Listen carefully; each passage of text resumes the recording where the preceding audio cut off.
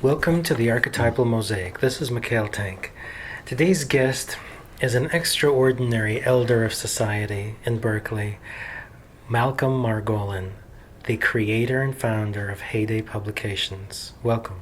Well, thank you. So being an elder just came on. It comes on if you live long enough. Exactly. And if you can help people just by being natural and creating beautiful things. If you can describe how you became a publisher, what interested you in that? What interested me I began as a writer, and I wrote a couple of books and some articles. But then at one point I published my own book. And there was something in the publishing of that book that I loved. I love the writing. I love the thinking. I love what writing does to you. There was this wonderful basket weaver that I knew named Julia Parker. And I helped create the California Indian Basket Weavers Association. And we were out at this weaving conference, and all the wonderful old weavers were there. People like Vivian Hailstone, people like Georgina Trull, people like Norma Turner. This was many years ago. It was up at Hooper Reservation. And I look around at Julia and I say, Julia, this is amazing. The best people in the world seem to be attracted to basketry. And she says, Malcolm, you don't understand. It's the baskets that make us this way. And I think it looks like as a publisher, we publish books. I think the books we publish create us. And I think that you end up creating yourself around what you do. And I found that writing was solitary, writing was partial. I think the whole book is not finished until somebody's read it. And I think and as a writer, I was able to be responsible not only for the writing of the book, but for the typesetting, the design, the merchandising, the promoting. And I think you can be as creative and have integrity in all these things as much as in the writing. How did you transform this one-man, high-quality press into one of the most respected publishing houses in the entire Northern California? Good luck. We published some books that worked well, and I think that for me it's a matter of pride in doing good books, but there's also a matter of shame. I think if somebody gives me their manuscript and I produced it badly, if the design wasn't good, if the editing wasn't good, I'd be so ashamed to face them that it would be terrible. And in some ways I come from a culture of shame. Which culture is this? Jewish. And how so? Well, we always seem to be ashamed of something. We cultivated guilt and shame for many years. And when I escaped that culture, I could hardly wait to get rid of guilt and hardly wait to get rid of shame. Later on I met some people that didn't have guilt, and it was the most horrible thing that I'd ever seen. They could screw you and never feel it. And I think that guilt and shame, as long as they don't take over your life, they're necessary. They're necessary. Yeah. It's interesting. I come from that culture, and I think it's a very individual thing about guilt and shame. I think sometimes when people make you feel that way, it's up to you to throw it off your back. But I don't see it as necessarily cultural, but it's interesting that you do. I mean, you have definitely lots of experience about that. Now, tell me, as a major publisher who has a very specific niche, which is the state of California. What is it about? That includes Native Americans, that includes nature and bears. I saw a book on bears that you guys published. What is it about this particular state that has enraptured you for life? I'm not sure that it does. I think that if I'd been living in Indiana, I would be the best publisher in Indiana. I think that I tend to be regional because I'm not good at systems. I'm good at meeting people. I'm good at specifics. But these larger systems I'm not very good at. And with California, I can travel around the state. I know everybody. I know the people we're dealing with. And it's that intimate knowledge that I like. And once you get beyond that intimate knowledge, you're into another world that I don't function very well in that world. I was with my friend Frank Lapina the other day up at the Maidu Museum, and we're talking about Indian religions. He's a Wintu ceremonialist and artist, and we're talking about Indian religions. And with Indian religions, you end up having sanctity lies in particular places, and the place is sacred. Rocks have life and meaning. mountains have meaning, rivers have power. The power is in the land around you. With Judaism, Christianity, Muslim, these other religions, we've separated from place, and we made our religion portable. We can bring it with us, and you bring religion with you by packaging it as dogma, by packaging it as tenet. And there's something about that I think you end up not understanding the power and the ferocity of the world, the beauties of the world. You end up being more abstract. And I've never been able to get into that abstraction. Interesting. We're sitting in a publishing house. No, we're not. Well, what It's is a bookstore. A bookstore. Do they have a press here too? No. Oh, okay. It's University Press books, and my wonderful friend Bill McClung is letting us use the store. Okay. But it sells university books that are published by university presses. Okay. So, dear audience, if you hear clinking in the background, they're doing a form of construction. Now, in the meantime, when we return to the show, so we're going to discuss Native American culture. You brought up something very, very important, which is respect for the land and rocks and everything around us. Now, is there a way, for example, for me, as somebody who comes from a different culture, I have stones and rocks and many other things which I respect tremendously, where they come from, who made them, what kind of power they possess. How do you think we can integrate these beautiful cultural aspects into our current modern day society?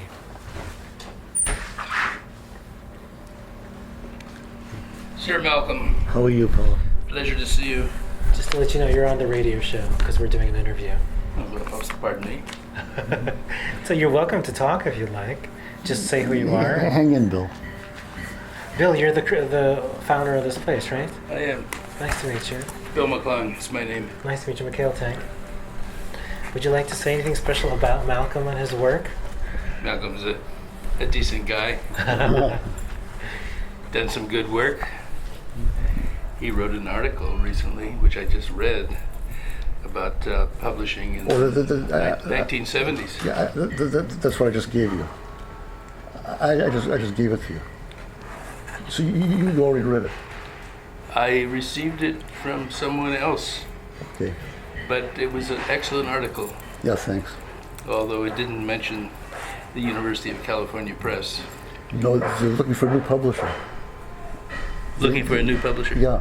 UC Press is looking for a new publisher. Oh, that's right, a new director. Yeah. Are you going to apply? Hey, listen. You would be a good director of the University of California Press. Oh yeah. I think all those meetings would do me in.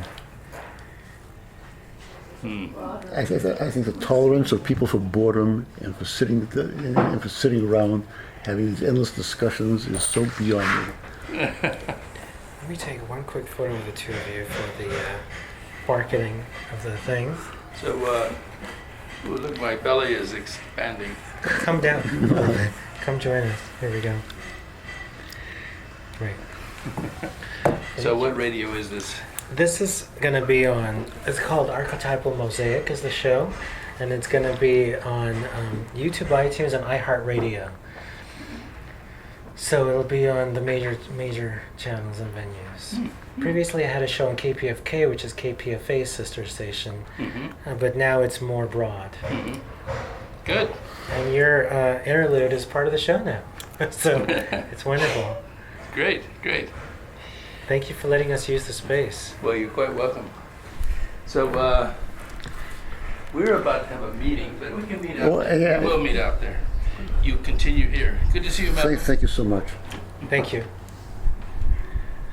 Wonderful. We'll leave that interlude just as it is. Okay. So that's Bill McClung. He was an editor at UC Press for years, and he's opened this University Press bookstore that specializes in books from university presses. It's fantastic to have him on the show as well, spontaneously. So now, when we return back to talking about Native American culture and how it, this is Berkeley, and this is the natural flow of Berkeley, so it's a special show.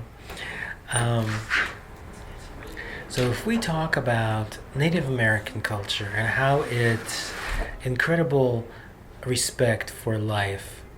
How can that be integrated into our culture? I don't think it can be imitated. I don't think we can just take the trappings of it. I think we have to understand the spirit of it all.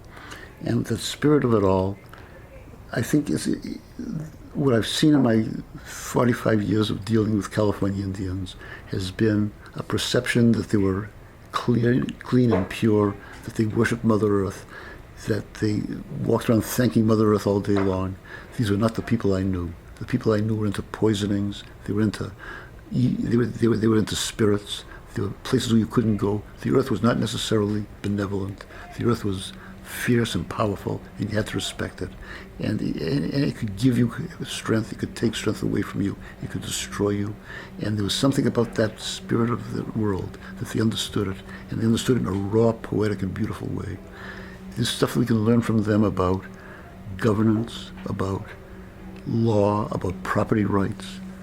And I've given lectures at Hastings Law School on California Indian native property rights. And this whole business that Indians never owned land is nonsense. They own rights to land. And your family might have acorn collecting rights from a certain tree.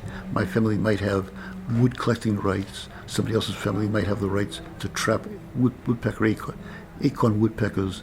And we all have these rights to places. Who gave these rights? They were inherited rights, and you got them from your. I think when you have scarce resources, you've got to find a way of allocating it. Mm-hmm. Private property is probably the worst way you can allocate something. But I think that giving rights to people to that property is much saner, because you have rights to a property, I have rights to the same property.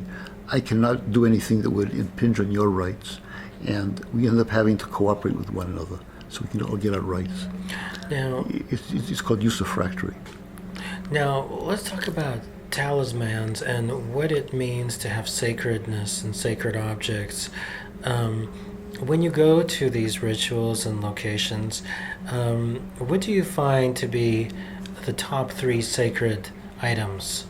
And have you used them personally as well? So I'm an atheist. I don't believe in any. I don't believe in any afterlife. I don't believe in any spirits. But I'm nevertheless affected by other people's belief, and I'll support it to the end of my life. I'm stunned by the poetry of it. I'm stunned by the force of it, and I personally don't believe it. But that's. I'm not the center of attention. I'm a publisher. I'm a writer. My job is to convey other people's belief and to put it in the best possible way so it can be understood and it can be felt. So in a way, you're a conductor. Yes, I am. And I feel that a publisher is like a theater owner. You own a theater, and you make sure the performance is good. You make sure there's no gum on the under the chairs. You make sure that the place is swept, that the lights are there, and you try to sell as many tickets as you can. So let me ask you a slightly strange question, an aphorism on being a conductor. You know, there's many metals and other objects which conduct electricity. Recently I had a Kabbalah class where we discussed the original ark in the first temple, and there were these 2 cherubs. It was made of acacia wood, I believe, and gold. The 2 cherubs, they didn't touch, but the electricity that was generated from this particular object, which was recreated recently, was so strong that it caused some kind of electrical malfunctions, windows burst, etc. So you are a conductor of great expressions, and yourself an atheist, which is very interesting. So you're kind of a pure conductor without any kind of swaying, right? You're completely open to whatever comes through you. What would you compare yourself to in terms of nature, whether it be gold, some kind of animals, water, all these things that you're talking about, referring to in Native American culture? What are you? Which elements? I don't see myself as an element. I see myself as maybe an elk. An elk? Yeah. So I camped once at the Elwha River, and and I was there for a month, and every morning this herd of elk came across the river. And at first came the alpha male, and the alpha male would come out and begin to bugle. Then came the other males, then the females with does, with fawns, and then came, at the end of it was the elders. And that alpha male would get out there, he would cross the river, he'd bugle the rest in, he'd make certain the herd was across the river. And I think I felt more identity with that alpha male than I have with anything else. I felt it was my job to see the herd across the river. I've seen my family through stuff. I've seen my employees through stuff. I've seen cultures through stuff. And I loved that role. Now, you brought up a really interesting subject, atheism.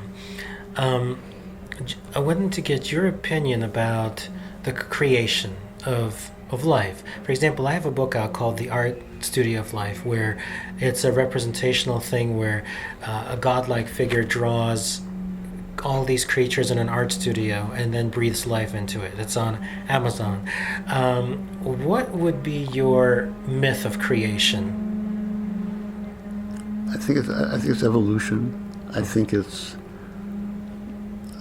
a system in which things happen. I think there's something in there. Hey, listen, I'm not sure I understand it, but I think one of the things I've learned from California Indian world is that the dominant culture uses words and concepts to control and to conquer. Indians use these words and concepts to express ambiguity and wonderment.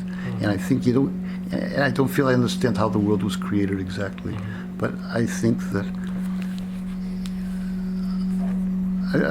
I'm comfortable with that lack of understanding. You're comfortable or uncomfortable? I'm comfortable with it. Very good. Yeah. Comfortable. That's beautiful, to be comfortable with lack of understanding. That's an incredibly poetic thing you just said, because a lot of times even the wisest of the wisest, they try so hard to come up with solutions to the greatest feats of the world, and a lot of times we're not capable to be that clever. So I think the world is much vaster and more mysterious than our mind is capable of comprehending. I agree with you. And our mind is rather small, and the universe is very big. And so I think we do the best we can. Now, you also publish a very beautiful magazine on Native American culture, which recently celebrated its 100th year, correct? No, it's 30th year. 30th year. And that celebration actually took place in Los Angeles. Yeah. Tell us about the magazine. I know that it's beautiful. I have a copy at home, so I know it's beautifully published. Where can people buy it? What's it called? And what is everything that goes into it? It's called News from Native California. And it was, I named it News from Native California because I wanted to keep it humble. I did not want to name it The Great Spirit Speaks or any of that stuff. I wanted it to be news. And it was originally a calendar of events. And it got into these communities. It talked about what was going on. And it talked about what people were doing in these communities. I began it 30 years ago because when I first got into this Indian stuff, there were people around that would break your heart. There were people that had been raised, people like Wallace Burroughs. He died at the age of 104. I knew him. He'd been raised by people that remembered California before the gold rush. Vivian Hailstone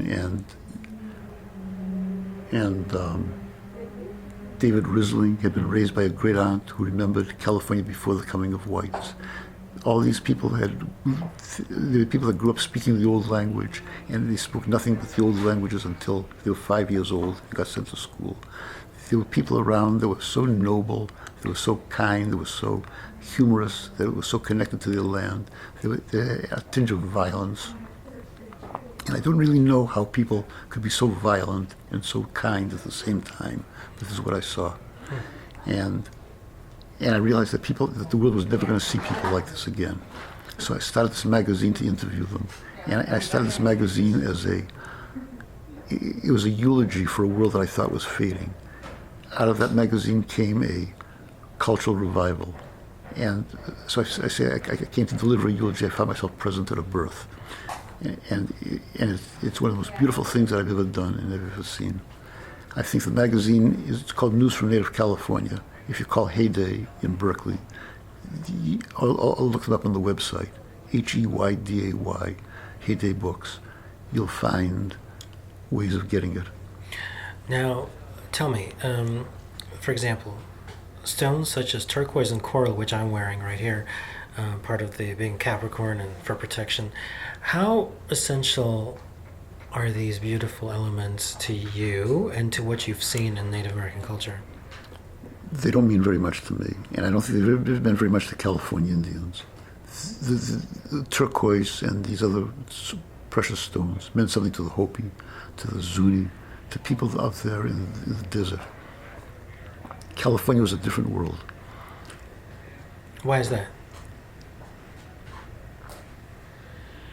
Why not? Okay. So we have this world. Hey, listen, California had tremendous variety. There were 100 different languages spoken here. Some of them as different as English and Chinese.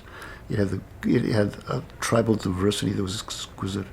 You had people living in big cities of over 1,000 people. You had people living in small clans. You had people living in redwood forests, in deserts, in mountains, in valleys. You had people who lived off salmon, people living off seeds, people living off acorn. You had people. There was no one way to be a human being. Now, about Native American culture, I want to talk about the future and the present. I mean, the past and the future. There are theories that Native Americans came through the Bering Strait, that they were kind of a mixture of what are now Russians and Chinese or Mongolians, which entered this land and became Native Americans. There's many theories. What theory do you believe in, actually? How did the Native Americans begin? I wasn't there. Okay. Now, the future of Native Americans. Currently, there's reservations sometimes are not the most safe or place, and not the most maybe placed for the best kind of growth, I'd say. In terms of integration or giving the Native Americans what they need to really, really grow and sustain themselves and really be happy, what would that take? What do you see in the future?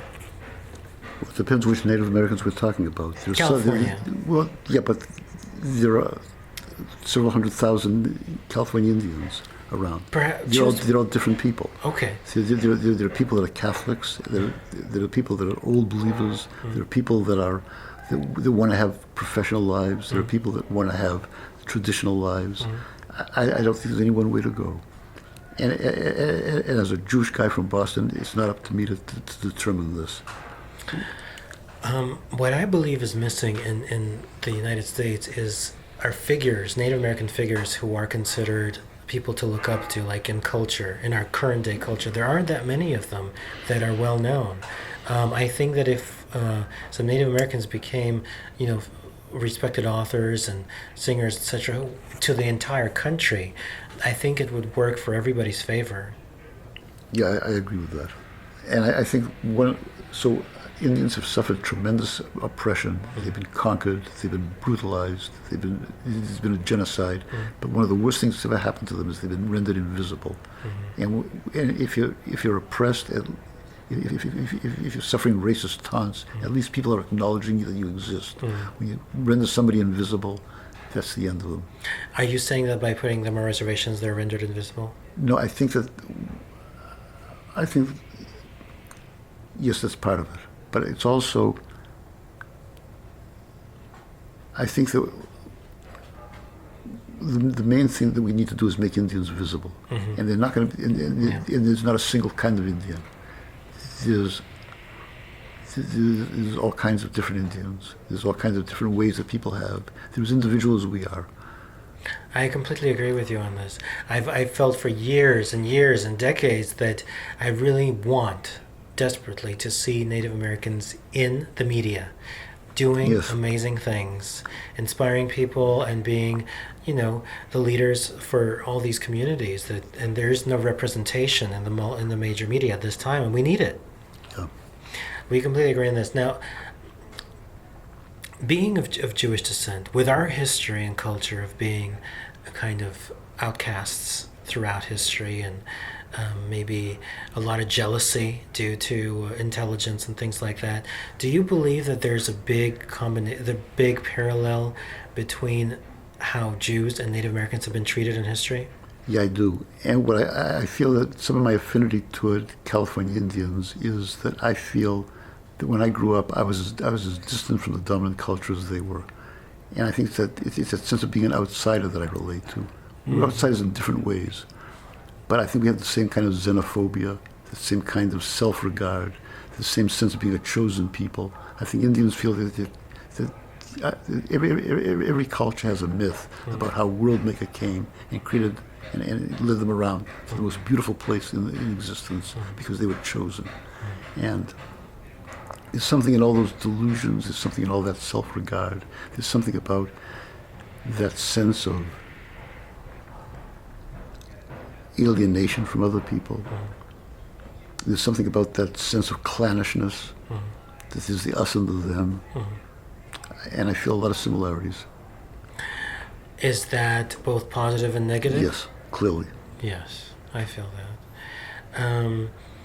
In terms of the positives of that, what are some of the benefits of, for example, I mean, if everyone had a feeling that they were chosen, that they were a son or daughter or ambiguous to the Creator of any sort, there would be that feeling instilled of self-love in a way. If somebody feels rejected, they may feel a lack of self-love. So in that sense, wouldn't it be great if everybody felt chosen?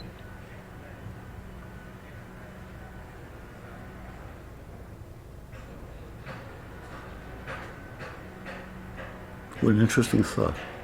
I'm not sure. I'm not sure. I'm not sure what it would lead to. I don't think. I think that sense of being chosen is not just the sense of being blessed. It's the sense of being singled out from other people. And if everybody was chosen, nobody would be chosen. Yes and no. I mean, otherwise you're still chosen from the water, or you're chosen from the lilies. You're chosen as a human. I mean, or, you know. Hey, listen, there's something built into this human race of ours. There's a flaw built into this human race where we love to define us, the us and the them. And I think that and there's something about that us and the them. That destroys the world? I think it can be destructive, it can be beautiful. I've seen it. I've seen it. So Indians have the most wonderful regard for diversity, and they take the diversity very easily. You've never heard Indians argue about religion, about who made the world, about God, about any of this stuff. They never fight about it. There's a sense that the world is more mysterious than our capacity to describe it, and there's something about the. I forget where I was heading with this.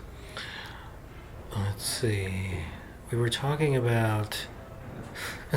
we both spaced out into the ether. We were talking about the chosen and the feeling of us versus them. Yes, versus them.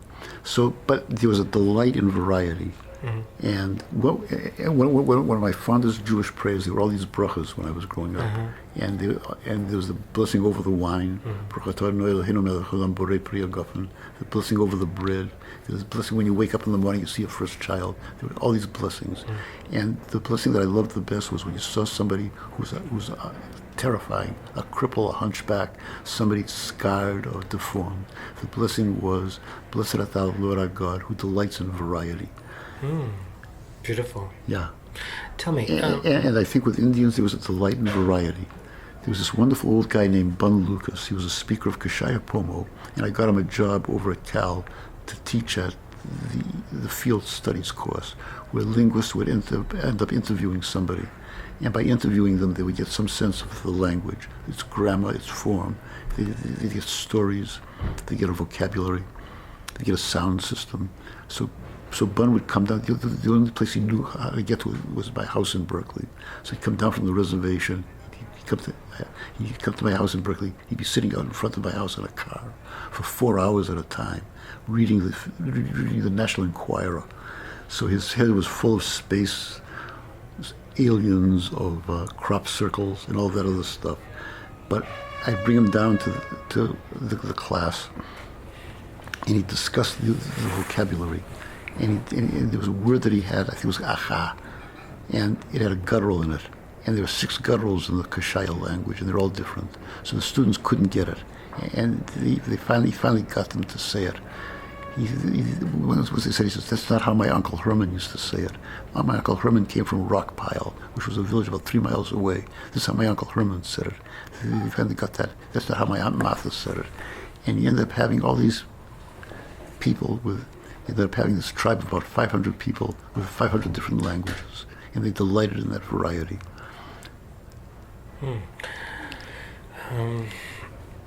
Wow. Now, how did you come up with the term heyday? So my first kid was born in 1970, and I named him Reuben Heyday Margolin because it was the heyday of our lives. It was this hippie world, and he was a gorgeous kid, so I named him Heyday as an act of celebration. My second kid, so Reuben was sick for a few years, and then we were flat broke. It was so broke there was one light bulb in the house. We'd move it from room to room as we go through the house. And so I was working for East Bay Regional Park District then, and there was this old guy from Arkansas named Clyde Oden. And Clyde says, your wife is pregnant. And I said, yeah. He says, if you want money, there's a good way of getting money. I said, I'm not sure I want to hear this. He says, no. He says, if it's a boy, put money in the kid's name. If it's a boy, name him Buck. If it's a girl, name her Penny. So my daughter's named Sadie Cash. When it came time to start a publishing company, I ended up needing a name. So, and I was having trouble finding a name. So I said to my wife, I'm just lousy at finding names. She says, you're really good at naming the kids. So I said, why don't we name it Cash Books? But that didn't sound right, so I named it Heyday Books. And if I thought that it was going to end up growing up to be a major cultural institution, I might have given it another name. Well, it obviously worked, and it connected to people's unconscious. Let me ask you this. So, heyday, when you came up with that, and you said it was celebration, and it was the heyday, connect me to that moment of energy, that archetypal energy. Basically, didn't you feel the bliss of creation, the bliss of complete purity at that moment? When I named Reuben Heyday? When that concept of heyday came to you, what is that feeling like? Does it feel like a spark? It feels like a relief. It feels so. I knew this Cambodian dancer, and this Cambodian dancer had a posture in which she'd take the sole of her, she'd bent her knee, and she had the sole of her foot parallel to the ground. She'd lean on her elbow against the sole of her foot, and she had this lovely body. And I said, what's that position called? She told me the Cambodian name for it, and the name meant when all the cells in the body are aligned for a particular purpose. When you hit something like a good name, when you hit a good poem, when you hit a truth, you feel you're aligned with everything. And what I feel is a lack of tension, flow. Now that particular feeling, right, that exact feeling of alignment, of flow, when you hit the right truth, is that the essence, the cup of life that everybody really streams for? Is that the best feeling there is? Like nirvana? Like nirvana, aside from achieving orgasm, I mean spiritually and psychologically, isn't this the feeling? The heyday feeling?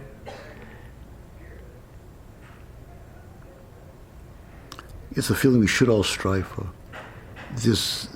And it's probably the best feeling you can have. I think there are other feelings that people have where they're so twisted with hatred, they're so twisted with a sense of self-vindication that they have to, that they can't be happy until they put somebody else down, they're so interested in hierarchies and for them that may not be the best feeling. For them, there's another agenda. But I think for a poet, I think that there's something about it that's also dangerous. There's something about the absolutism that I'm a little bit suspicious of.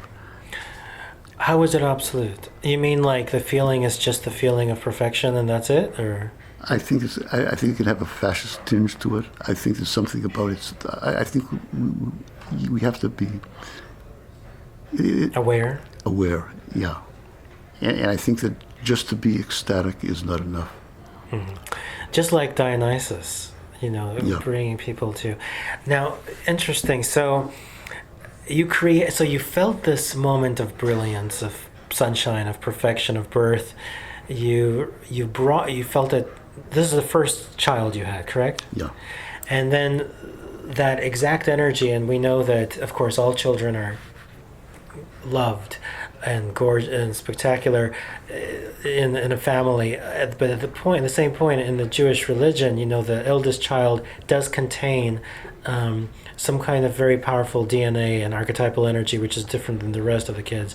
And so this particular brilliance then became part of your company, which has become part of this culture, which has become a big part of Berkeley, and is now, you literally have left a big mark in the cultural consciousness of this area.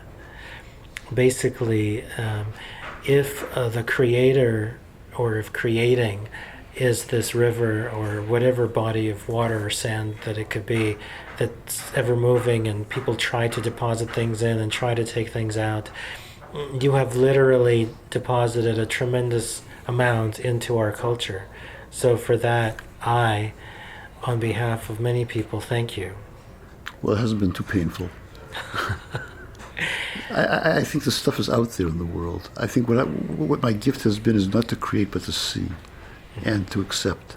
I viewed my life as a publisher. I felt that when I went to Heyday, there was a river of beauty that flowed through the place. And my job, and I'd stand by that river of beauty with a ladle, and I'd pull out chunks of beauty. I'd give them to people around me so that they could become beautiful.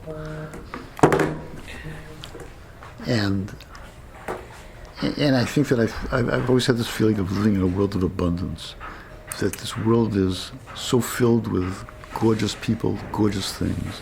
People are doing stuff that's so amazing to me. And people give me credit for it, but I think that I've just recognized it and not gotten in the way, and I've transmitted it. Well, is there anything else you'd like to share with our audience? Any future plans? Yeah, I've got tons of future plans. Anything that's ready to be shared?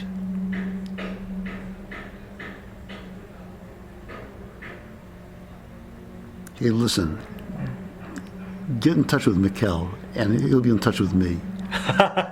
and I'll put you on a list to receive some sort of invitations to parties and to events and to books that we're doing and other stuff. As of this taping, that sounds absolutely fantastic. Malcolm, it's been an honor to have such a wise elder speak. And again, you've done a great service to society. And I can feel when you talk that you're not talking just for yourself or as yourself. You're speaking for a greater good. You're really connected to another realm. It's not ego, it's not the self, it's something much deeper when I speak to you. So it's really quiet. And when I look in your eyes, when I talk to you, just to the audience, I'm sharing my honest response to what's happening. Because most of the time when you speak with people, you know that there's so many borders and layers inside that you're talking to some kind of defense mechanisms and overthought opinions a lot of times. But in rare situations, you get to speak to something much deeper than that. You know what I mean? Well, thanks. For some reason or other, I was not born with much anger. I was not born with much greed. I was born with a sense of the beauty of the world, and it's what I've devoted my life to. We've been speaking to Malcolm Margolin, the creator, founder of the highly appreciated, respected, and beloved Heyday Books in Berkeley. Thank you. Well, thank you.